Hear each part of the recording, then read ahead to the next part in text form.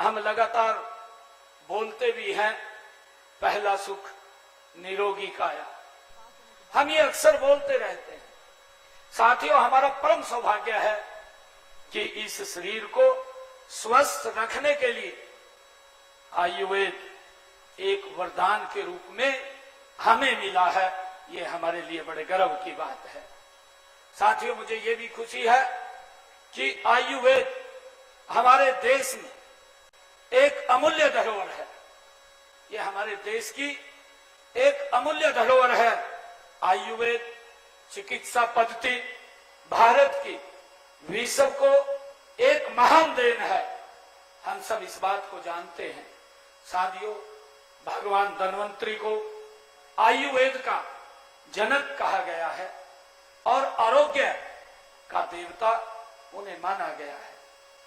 साथियों, जब हम ये बात बोलते हैं कि भगवान धन्वंतरी को आयुर्वेद का जनक कहा गया है, तो उन्होंने कहा भी है। उनकी वाणी है, उन्होंने कहा भी है कि अगर व्यक्ति का शरीर स्वस्थ है तो उससे बड़ा धन कोई नहीं है। सबसे बड़ा धन अगर हमारे पास है तो हमारा शरीर वो स्वस्थ होना चाहिए। ये हमारा सबसे बड़ा धन है। साथियों, भगवान श्री धन्वंतरी के नाम पर स्थापित इस संस्थान भारतीय संस्कृति और चिकित्सा पद्धति का एक समृद्ध विरासत का ये प्रतीक है। साथियों, यह कॉलेज आयुर्वेद के शाश्वत ज्ञान को लगातार आगे बढ़ाने के लिए ये हमारा संस्थान ये प्रतिबद्ध है। साथियों, गर्व की बात है कि श्री धन्वंतरी आयुर्वेद कॉलेज इस प्राचीन पद्धति, प्राचीन विज्ञान को आधुनिक युग में एक नई ऊंचाइयों तक ले जाने में अपनी महत्वपूर्ण भूमिका ये निभा रहा है। साथियों, मुझे इस बात की भी खुशी है कि आयुर्वेद हमारी प्राचीन ये चिकित्सा प्रणाली है। हम सब इस बात को जानते हैं। आयुर्वेद से असाध्य बीमारियों का इलाज संभव हुआ है। साथियों, हम ये भी जानते हैं कि एलोपैथिक चिकित्सा प्रणाली में जल्दी इलाज संभव है, लेकिन उसके शरीर के ऊपर बहुत साइड इफेक्ट भी पड़ते हैं। साथियों, परंतु जब आयुर्वेद में मरीज को बेहतर इलाज मिलता है, हम सब देखते हैं पिछले 50 वर्षों में इस संस्थान ने आयुर्वेद चिकित्सा के क्षेत्र में कुशल चिकित्सक और शोधकर्ता इस संस्थान ने तैयार किए हैं। साथियों, साथ ही समाज के विभिन्न वर्गों तक स्वास्थ्य सेवाएं भी पहुंचाने में इसने अभूतपूर्व योगदान दिया है। साथियों, इस कॉलेज के स्नातक और आज देश विदेश में आयुर्वेद के प्रचार प्रसार और प्रैक्टिस में लगे हुए हमारे जो आयुर्वेदा डॉक्टर हैं, यह संस्थान चंडीगढ़ ही नहीं बल्कि इस क्षेत्र में आयुर्वेद शिक्षा और चिकित्सा का एक प्रमुख केंद्र भी यह हमारा संस्थान है। साथियों, इस कॉलेज ने लगभग जब से ये शुरू हुआ है, जो मुझे बताया गया है कि इस संस्थान में लगभग 2500 ऐसे आयुर्वेदाचार्य वो तैयार किए हैं जो शहरी और ग्रामीण क्षेत्र में मानवता की सेवा निरंतर कर रहे हैं।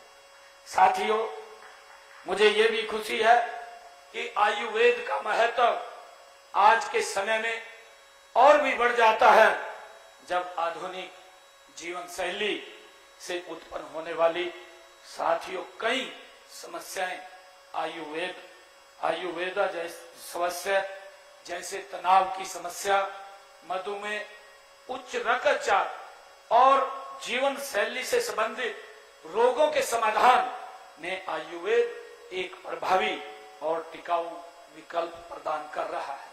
साथियों, मुझे ये भी खुशी है कि आयुर्वेद चिकित्सा पद्धति में शारीरिक स्वास्थ्य के साथ साथ मानसिक और आध्यात्मिक स्वास्थ्य को भी संतुलित करने पर जोर दिया जाता है।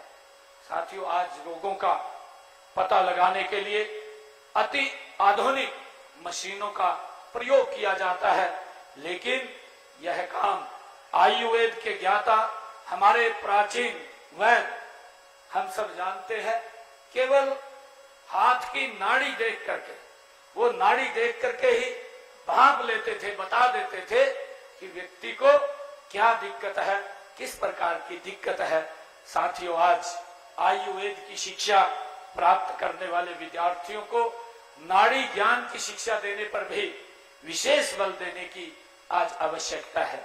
मित्रों, आयुर्वेद के इस महत्व को देखते हुए हमने हरियाणा प्रदेश में इसे बढ़ावा देने के लिए कई ठोस कदम आदरणीय नरेंद्र मोदी जी के नेतृत्व में हमारी डबल इंजन की सरकार जो चल रही है, हमने बड़े महत्वपूर्ण कदम हरियाणा के अंदर उठाए हैं।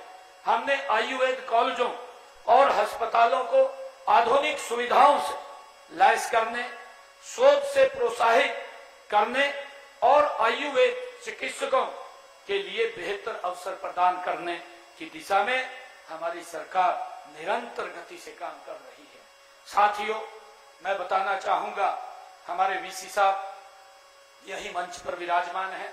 हमने कुरुक्षेत्र में श्री कृष्णा आयुष विश्वविद्यालय 500 करोड़ रुपए की लागत से साथियों उसकी स्थापना कुरुक्षेत्र में की है। ये देश का पहला ऐसा आयुष विश्वविद्यालय है।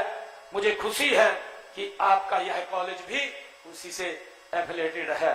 साथियों, राष्ट्रीय स्वास्थ्य मिशन के अंतर्गत हम सब जानते हैं कि प्रदेश में जिला स्तर और आयुष विग स्थापित किए जा रहे हैं, जिनमें योग विशेषज्ञों की नियुक्तियां भी हमने की गई हैं।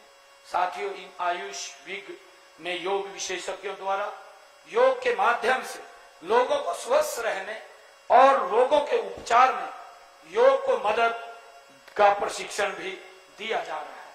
साथियों, मुझे खुशी है सभी प्राथमिक जो हमारे स्वास्थ्य केंद्रों में आयुष चिकित्सा सुविधाएं वो प्रदान करने के लिए हमने हरियाणा के अंदर लगभग 572 आयुष चिकित्सा अधिकारियों की भर्ती भी की है। साथियों, मैं ये बताना चाहूंगा कि अब तक 400 आयुष औषधालयों और 138 उप औषधालय स्वास्थ्य केंद्रों में आयुष्मान आरोग्य मंदिर आयुष में अपग्रेड भी हमने उनको किया है। सभी जिलों में हमने पंचकर्मा के केंद्र स्थापित किए जा रहे हैं। साथियों, मैं खुशी है मुझे बताते हुए कि हमारे बाबा खेतानाथ राजकीय आयुर्वेद कॉलेज और एवं अस्पताल पटीगरा जो नारनौल का निर्माण कार्य भी हमने अभी पूरा किया है। इसमें ओपीडी आईपीडी की सुविधाएं भी हमने शुरू की हैं। साथियों, इसी प्रकार जिला झज्जर के गांव देवर खाना में स्नातकोत्तर योग प्राकृतिक चिकित्सा एवं अनुसंधान संस्थान वो भी स्थापित हमने किए हैं तथा इसमें भी ओपीडी भी शुरू की गई है। साथियों, गांव अकेड़ा नू में हमने 45 करोड़ 43 लाख रुपए की लागत से राज्य के पहले राजकीय यूनानी कॉलेज एवं अस्पताल का निर्माण भी हमने नू के अंदर किया है। साथियों, हमारे अंबाला के गांव चंदपुरा में राजकीय होम्योपैथिक कॉलेज एवं अस्पताल का निर्माण भी हमने यहाँ पर किया है। साथियों, मुझे खुशी है कि हमने जिला हिसार के मयड़ में लगभग 10 करोड़ की लागत से 10 करोड़ 85 लाख रुपए की लागत से हमने 50 बिस्तरों का इंटीग्रेटेड आयुष अस्पताल स्थापित वहां पर किया गया है। साथियों, आपके यहीं पड़ोस के अंदर पंचकुला में माता मनसा देवी कैंपस के अंदर 270 करोड़ रुपए की लागत से हमने 250 बिस्तर के अस्पताल के साथ राष्ट्रीय आयुर्वेद संस्थान की स्थापना की जा रही है। ये हमारे लिए बड़ी खुशी की बात है। साथियों, वर्ष 2024-25 में यहाँ बीएमएस कोर्स की कक्षाएं भी वो और ओपीडी भी शुरू हो चुकी है।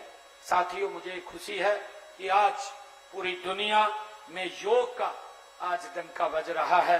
और इसका पूरा श्रेय अगर किसी को जाता है तो भारत के यशस्वी प्रधानमंत्री आदरणीय नरेंद्र मोदी जी को जाता है, जिन्होंने इसका प्रस्ताव यूएनओ के अंदर रखा और फर्स्ट दृष्टा के अंदर ही विश्व के 147 देशों ने योग को हर वर्ष 21 जून को मनाने का निर्णय किया। आज मुझे खुशी है, आज पूरी दुनिया जब 21 जून आता है तो योग के साथ जुड़ती है। हमारा ये गर्व की बात है। साथियों, ग्रामीण क्षेत्रों में भी हमने योग को बढ़ावा देने के लिए हमारी सरकार ने 6500 गांव में योग एवं व्यायामशालाओं खोलने के लिए हमारी सरकार प्रतिबद्ध है। अब तक हमने 965 व्यायामशालाएं गांव में शुरू की जा चुकी हैं साथियों, तथा 139 व्यायामशालाओं का कार्य प्रगति पर है। और इसके अलावा हमने 8 पार्क ईवीएम व्यायामशालाओं को जल्द से जल्द शुरू किया जाना है। साथियों, मेरे लिए ये बड़े गर्व की बात है कि योग को बढ़ावा देने हेतु हमने 1000 आयुष योग सहायकों के पद भी हरियाणा में सृजित किए हैं। इनमें से 852 आयुष योग सहायक आज हरियाणा में कार्यरत हैं साथियों, जबकि शेष की भर्ती प्रक्रिया चल रही है। और इसके अलावा हमने योग सहायकों द्वारा योग गतिविधियों को प्रभावी निगरानी के लिए एक योग मानस पोर्टल उसको भी हमने लॉन्च किया है। हमने प्रदेशवासियों को योग के साथ साथ प्राचीन चिकित्सा पद्धतियों के महत्व से भी अवगत कराने का काम हम कर रहे हैं। साथियों, मुझे खुशी है कि जब मैं आज इस आयुर्वेदा हमारे जो भगवान धन्वंतरी आयुर्वेदा ये हॉस्पिटल के आज इस स्वर्ण जयंती कार्यक्रम के अवसर पर मुझे जब इस कॉलेज के में आने का अवसर मिला है तो मैं आप सब विद्यार्थियों को भी मैं कुछ कहना चाहता हूं। साथियों, आप सभी आयुर्वेद का भविष्य है। हम सब जानते हैं कि आयुर्वेद को 2014 के बाद किस प्रकार से देश के यशस्वी प्रधानमंत्री आदरणीय नरेंद्र मोदी जी ने इसको दुनिया में बढ़ाने का काम किया है।